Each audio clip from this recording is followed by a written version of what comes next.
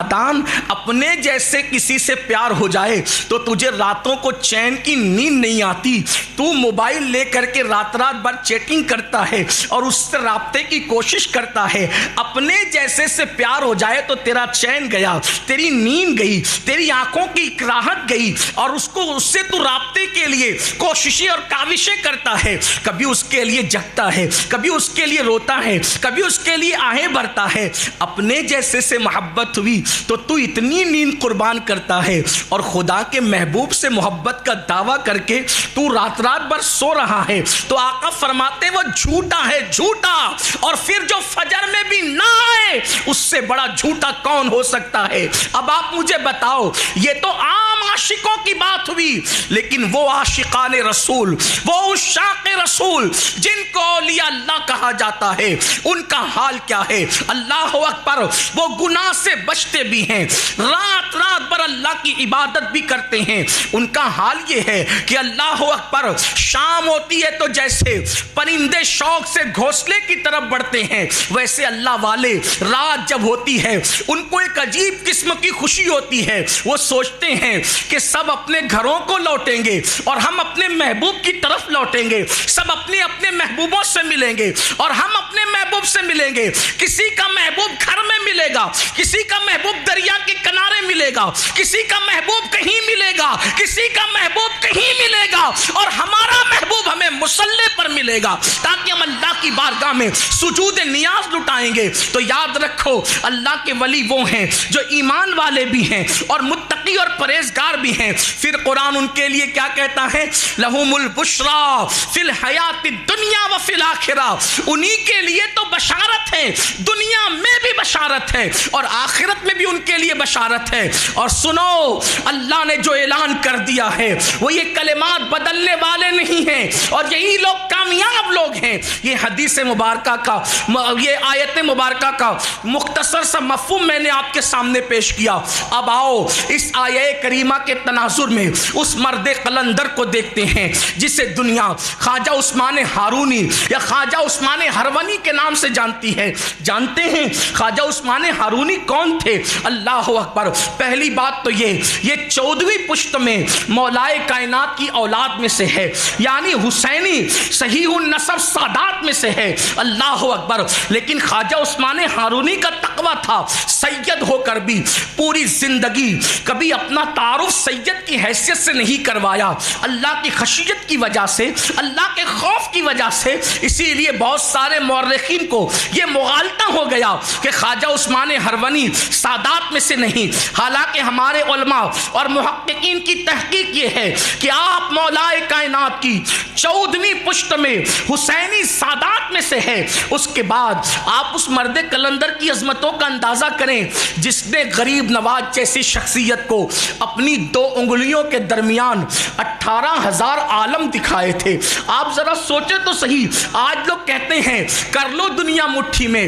دنیا جو ہے ایک گلوبل ولیج بن چکی ہے اور دنیا مٹھی میں آ چکی ہے. مجھے اس بات پر بھی حیرت ہے, لوگ موبائل کی وجہ سے دنیا کو مٹھی میں آج کہہ رہے ہیں, ٹیکنالوجی کی وجہ سے دنیا کو مٹھی میں آج کہہ رہے ہیں, لیکن آج سے کم و بیش 900 سال پہلے علی کے اس بیٹے نے, حسین کے اس راج دلارے نے غریب نواز کو اپنی 2 انگلیوں کے درمیان 18,000 عالم دکھا کر کے بتا دیا کہ دنیا اللہ اکبر 5 صدیوں کے بعد جہاں نہیں پہنچ سکتی, اللہ کا ولی 5 صدیاں پہلے اس کے آگے نظر آتا ہے.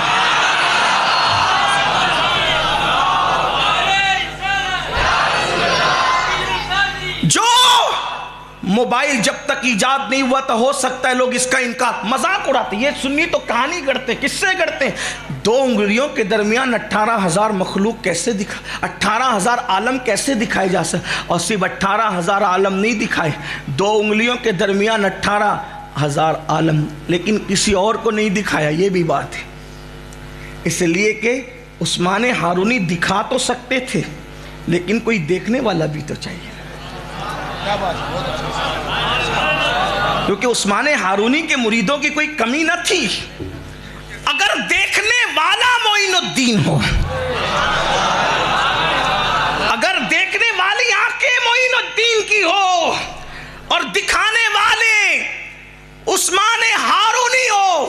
اور دونوں کو تو دیکھیں، عثمان ہارونی جیسا مرشد اور معین الدین جیسا مرید، دیکھنے والے غریب نواز، ہندوستان والوں ہم کہیں سے بھی مایوس نہیں، اس لیے کہ جو معین الدین دیکھنے کی یہ نگاہ رکھتا ہو کہ مرشد کی 2 انگلیوں کے درمیان 18,000 عالم دیکھ لیں، وہ ہندوستان کے خواجہ اعظم ہیں، وہ ہندوستان میں 90 لاکھ کو کلمہ پڑھانے والے ہیں، وہ ہندوستان کے سچے بادشاہ ہیں، اور ہم ان کی رعایا ہیں، اس لیے کہ بادشاہ کوئی بھی آیا ہم نے اس کا انکار نہیں کیا، لیکن ہمارا عقیدہ تو یہی رہا کہ زمین ہندوستان کا راجا ہمارا خواجہ سدا رہے گا۔